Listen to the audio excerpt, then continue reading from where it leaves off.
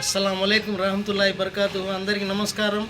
1వ తేదీ 8వ నెల 2026 అనగా ఈరోజు నెల్లూరు నగరంలోని 43వ డివిజన్లోని 74వ బూత్లో ఉదయం 6 గంటల నుంచి ఎన్టీఆర్ భరోసా పెన్షన్ల పంపిణీ కార్యక్రమం జరుగుతుంది. ఈ 74వ బూతు ఆల్ తాలీం మసీదు వెనకాల వీధిలో ఉంది.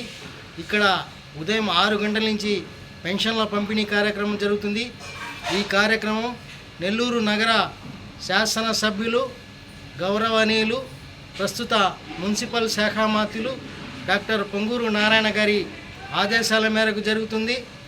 రాష్ట్ర వ్యాప్తంగా 62 లక్షల మందికి 2,713 కోట్ల రూపాయలు ఈరోజు పెన్షన్ల పంపిణీ కార్యక్రమం జరుగుతుంది.